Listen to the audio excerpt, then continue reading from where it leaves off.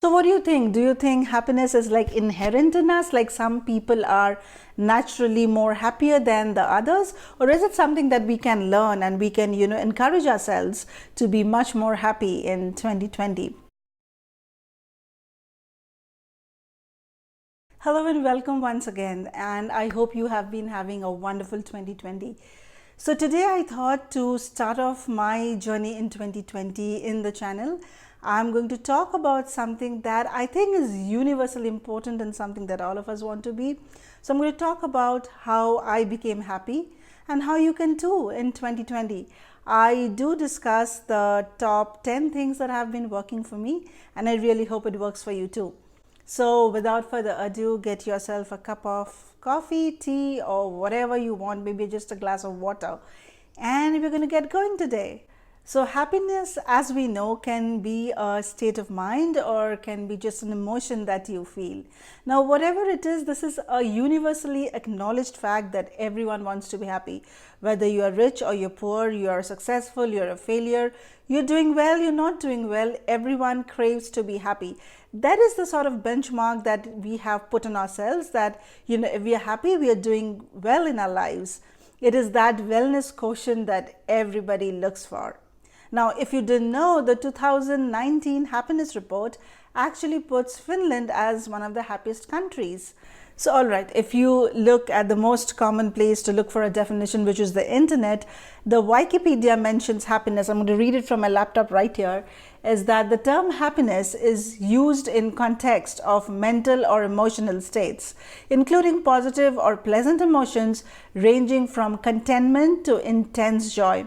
It is also used in the context of life satisfaction, subjective well-being, flourishing, and just general well-being. So what do you think? Do you think happiness is like inherent in us? Like some people are naturally more happier than the others? Or is it something that we can learn and we can, encourage ourselves to be much more happy in 2020? All right. So, I think the primary question here is happiness something that we inherit? Like some people are just more happier than the others, or is it something that, we can learn and we can grow over a period of time?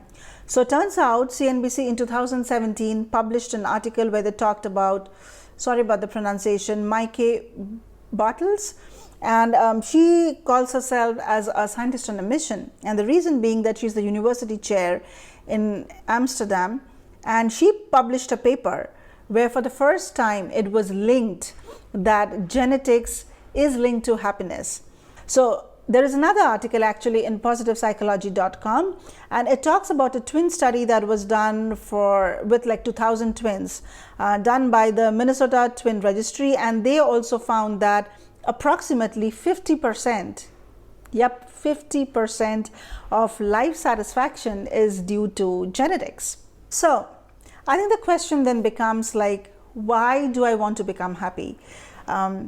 I think for me personally, I always have mentioned that I'm not a very positive person naturally. Like I'm always not the happy kind, but I do notice that the days that when I'm in great mood or, I just feel great about myself, things become much more manageable and much more easier. So even if I'm having a bad day or there are decisions, complicated, tough decisions to be taken, I can handle them way more better without getting irritated than if I'm having, I'm not very happy and I'm in a grouchy mood. So for me, happiness is important, I guess, like everybody else.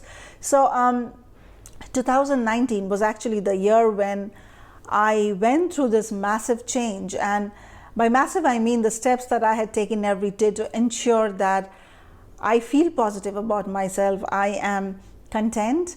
Happiness for me means that, I cannot always say I'm like 90% happy every single day, because life happens and things are not always what you want them to be.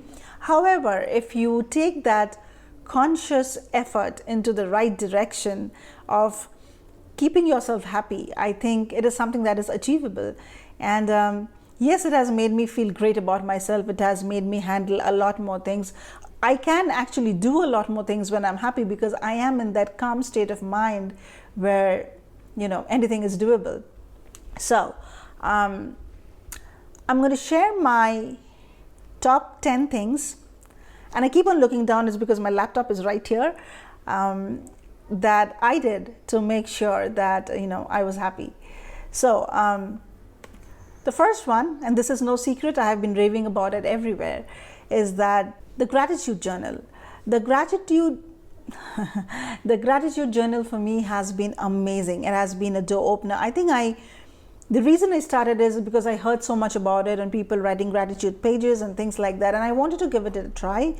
And I just took whatever diary I had in my hand, and it's my red journal that I always use, and I just write down things once in a while. I will not say I do it every day, but I take that conscious effort and time, maybe just 5 minutes or 10 minutes, to write down what I'm grateful about.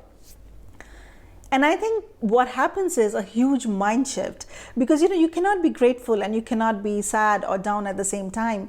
You just realize there are so many things that is happening around you that people would love to have what you have, and you're in a position of empowerment, power, or leverage, where you are doing so well for yourself, and that is not something that comes easy. So the moment you write down that top 5 things, 3 things that makes you grateful for that day, for that week, for that period of time, I think it is a different way to look at your life and to look at yourself. But how you do it, when you do it, do you have to do it in the morning or at night? I mean, there are no rules really, but it helps to do it in the morning because you're beginning your day. So you want to begin with a really positive outlook, because now you know that you got this handled. Now whatever the day throws at you, you can actually, I think, manage it way better. So yeah, morning I think definitely works the best, at least for me. But yeah, you can try whichever way it works for you. The second one is working on my tiny balcony garden. So I live in an apartment and it's not really huge. And I have 2 balconies. One is the kitchen balcony and I have a bedroom balcony. And I have a lobby balcony. So I use all the 3 spaces to have like tiny pots and gardens. Now, I grew up in a household which had like gardens and all. So I've always been around flowers and veggies that were growing. But then, moving to like the core city and all, you don't have a lot of space. And initially I didn't have a lot of plants as well. But then I just had 1 or 2, and I really enjoyed the fact that I could go to the balcony and see something like green of my own instead of staring at other trees and stuff. And I like the fact when I water them and I see them bloom. For me, it's a way to get in touch with the nature when you don't see the nature all the time, because you're mostly in the apartment or the house, and then you go to work. It's also you're confined within the 4 walls, and I think it's a good start for the day because I water my plants in the morning. It doesn't take a lot of time really, just a little care. I sometimes even water like once in 2 days. If it's not too sunny and all, like in the winter, I'll just do it once in 2 days. In summer, of course, every day. And just try it out and get a plant that does not die on you. So don't go for, I'm going to go for this bunch of chrysanthemums or something, because if they die on you, you sort of feel like I have a black thumb and I really can't keep a plant alive. So try like a money plant, which like never dies. And the best part is you can like break off branches and put it in vases in your home, and they thrive as well. So more they thrive, more good you feel, and then you can feel like, yeah, I can get another plant. So try that out. For me, it has been an amazing mood booster and I absolutely love it. Number three is getting myself out, especially on the days I feel miserable about myself. So life is tough. Life throws things at you which you might not be ready to handle. But I think that even when I'm in this position where I'm thinking a lot, or it's always not very positive thoughts, it helps if I sort of take a breather and take a walk. For me, it does not happen in the morning. Mornings are busy.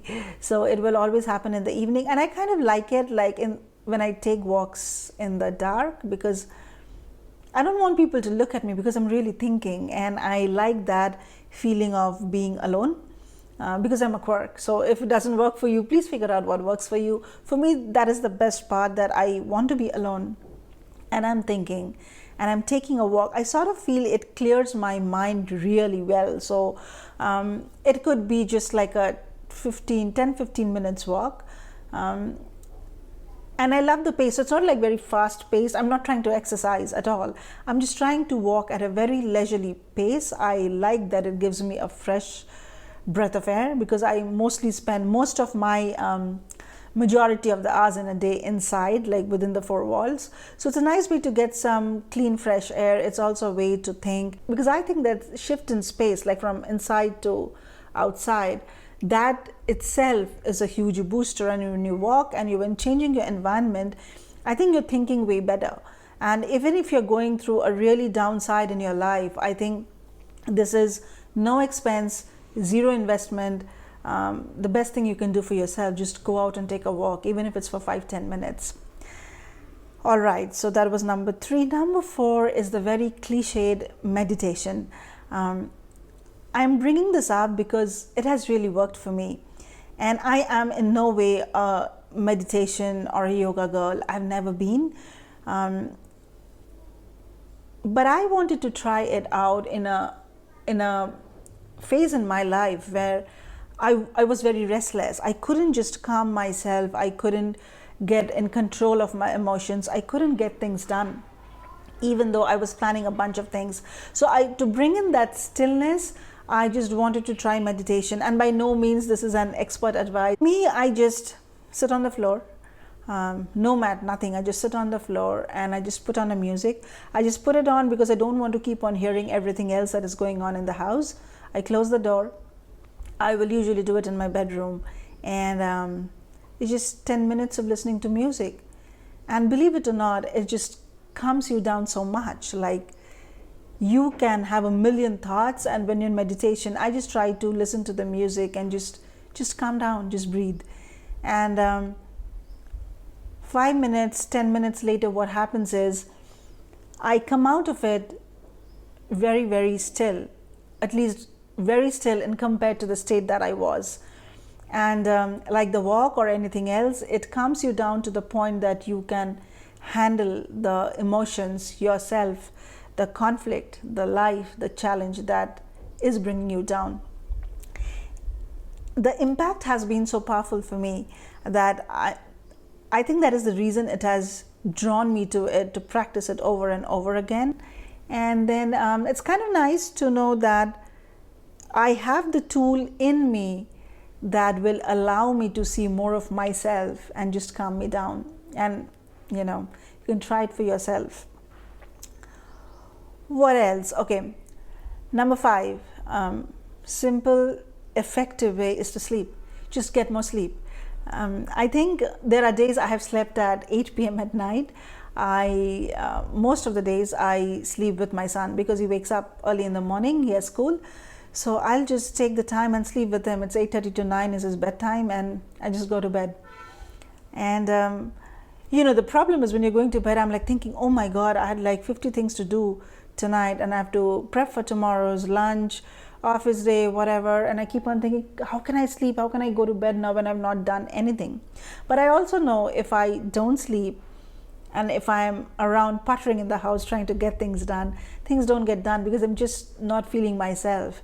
And I'll probably end up being not myself, or I'll be down, or I'll just be, wasting my time watching TV or, whatever it is. So it's better just to take that time. And if you want to utilize it effectively, the best way is just get sleep. Right. Number 6 for me has been a meaningful project, which means you, apart from what you do, whether you are working or not working, we have bundles of hobbies that we really want the time to say, like, hey, if I get the time, like next year, this is what I'm going to do. I'm going to travel, or I'm going to start a new blog, or I'm going to start a YouTube channel, or anything that really makes you interested in, start that. Because what happens is when we are really interested in something and we take it as a hobby or a project, the extra energy that we have or the creative energy that we have automatically gets channelized into that. And when you are in the moment and you're happy with what you're doing, you obviously cannot be happy and sad at the same time. So it will give you that boost of sustenance, of the feeling of well-being or happiness, whatever you may want to call it, over a period of time. So it won't be that, I love to paint, so I'm going to paint today, and then, tomorrow I'm going to feel horrible about myself, because tomorrow you can paint too. So just identify what makes you happy. Go on a bike, go on a hike trail, learn driving, go on a trip by yourself. Whatever it is that you're looking for, you have to go for that. Number 7 is knowing yourself. And while it's not really a point that you can like take action against it, I do think it is so important and so crucial, and so many of us miss on it. Every person is unique and different. What works for me obviously will not work for you, and you can do something that I will not even want to do it. Maybe like, you like to crochet, or you like to go for a run.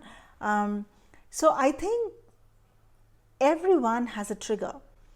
When I work in agile coaching, that is what I always say when I am on the job, that everyone has a trigger. You just have to identify what triggers you, because there are some things, maybe could be a word, could be an expression, could be an emotion. When that is generated against you or in front of you, it really like makes you mad, and that is something that you cannot get rid of, because it brings out a part of you that you don't want to surface. Maybe something that has to do with your childhood, or a bad memory, or a friend or family. Could be anything. Could a bad job, a bad boss, could be anything. So you have to be very careful that you're trying to avoid the triggers, or you have a plan of action against the trigger, because it could be someone is not trying to make you mad when they bring out those trigger words or emotions or things in you. So if you have a list of items like, if this happens and I'm really mad, these are the 3 things I can do. I can just turn around and say, give me a break. I'll be back in 5 minutes. I'll just have a cup of tea or coffee. And you can just go out, get some fresh air. You can just breathe and maybe make yourself a cup of tea.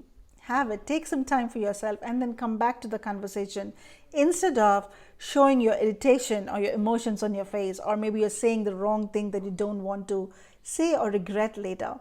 So that definitely helps. And if you know there is a pattern in you, like you tend to feel really down when you're alone, or maybe in the evenings after you have to come back from work and you're alone, you just have to find that for yourself. And then you have to find the action items or things that you can do to ensure you're not putting yourself consciously in that environment where it's affecting you negatively, right? So I think you get the point. Number 8 is the obvious: keep a positive outlook. And when I talk about outlook, it is so important that we work on ourselves every day to make ourselves happy. When you wake up in the morning, you have the choice to make. You have the choice to make to say that I'm going to do everything I can do today to make sure I am getting through the day happily. Or even if something goes bad, I will look at it very, very positively and try to see what I can do about it.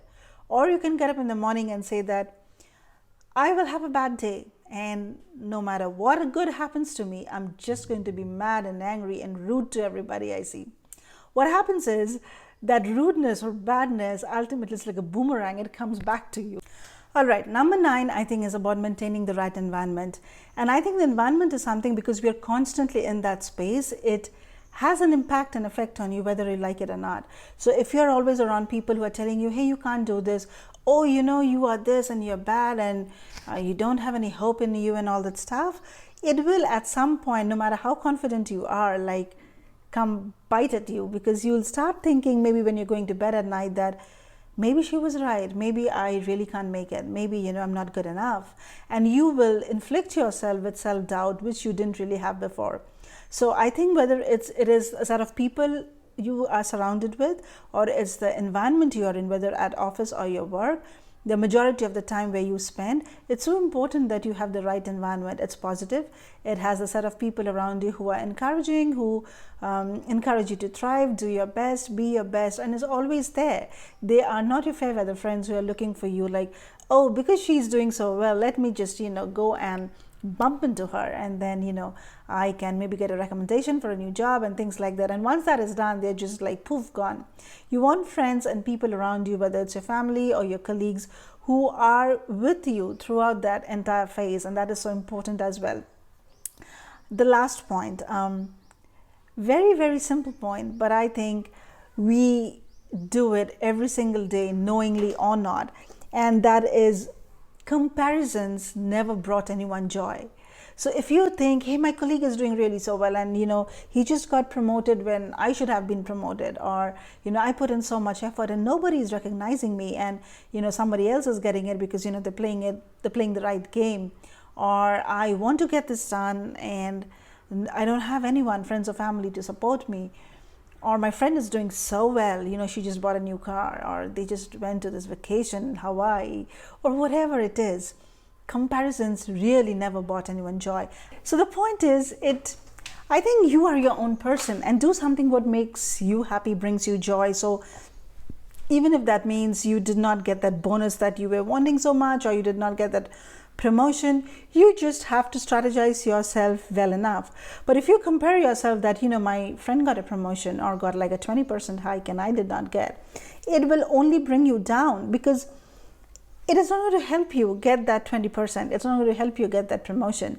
What will help is having a strategy for it, getting the networking done, getting the work done, finding out what exactly is required to get that. And if you still want it, if you still want the promotion, you still want that vacation to Hawaii, whatever you want, you just have to plan for it and get it done. So don't bog yourself down thinking that someone has it and I don't, which means I'm a failure, which means I am not good enough, which means I'm not financially capable enough. That is just wrong for yourself. You are just bringing it to yourself to thinking that I am not good enough. So I think, and if that is a tendency which you cannot get rid of very easily and it bogs you down, try not to get into situations where you encourage people to talk about showing off their wealth, like, oh, I got a Prada bag, or I went shopping in H&M, or whatever it is for you. So everyone has their own level, and everyone is trying to do their best, working on it. And all you want is to just be your best and do your best. You do not want to get yourself in situations where you are feeling really bad and horrible and miserable about yourself, because once you get into that black hole, it's only going to suck you down towards more negativity. And to bring yourself out of that will take a lot more energy than it will take for you to sustain the fact that now that you're putting in effort to make yourself happy or content is going so well. So you again don't want to sabotage yourself and then go back to your original square one and then start comparing with everybody, and then it's a black hole that you are never going to get out of. So that almost brings us to the end of it, but I read a very interesting concept recently, and it's called the right of principle. And the reason we are talking about it in this specific video is because there are things you want to do, whether you're doing this 10 things that I just talked about or something else, or whatever that is you're trying. There are days when this will not work, or you are not in the mood or not in the headspace to get things done. And that is why right of principle is so simple and basic, and everyone needs in their life, is that it's okay to just write it off, to just not do it one day. It's just a break that you need, the breather that you need, and just go off track and don't swallow yourself in sadness, but just do something like play a video game or go for a movie or something that wasn't in your plans and you just want to do it. And it's okay if you're not sitting in meditation that day. It's okay if you're not exercising or doing anything that you had planned to do. That you're just going to take a day off and do whatever you want. And that is as important as it is to doing the rest of it. Like it's like your rest day, your cheat day. So that is why right of principle is so important. So basically, the takeaway from this entire video: focus on yourself, figure out yourself, learn who you are, what triggers you, what your trends are, and then come up with some action plans that you can actually take. Not something huge that you cannot do. Don't say I'm going to run 5 kilometers every day if you have never run like half a kilometer ever. So just do something very simple, do something that is doable, plan it and make sure you're doing it, and then see the difference. And then when you are in a position to be happy and you're just feeling great about yourself, help somebody else to pull them out of that well. And I think just checking on my notes to see if I missed out on anything. So I think that this is a long video, I know, but I do hope it helps someone. If you have found any iota of it helpful, please let me know. Please let someone else know so they can, you know, put it to use in their life. So thank you very much once again for watching, and I will see you in my next video. And you haven't subscribed yet, because I know most of my viewers aren't from the subscribe list, please subscribe. It sort of encourages me to make more videos, because it does take a lot of research and work to get this done. And thank you so much once again. Thank you so much for stopping by, and if you're still watching, thank you very much for watching, and I'll see you next time. Bye bye.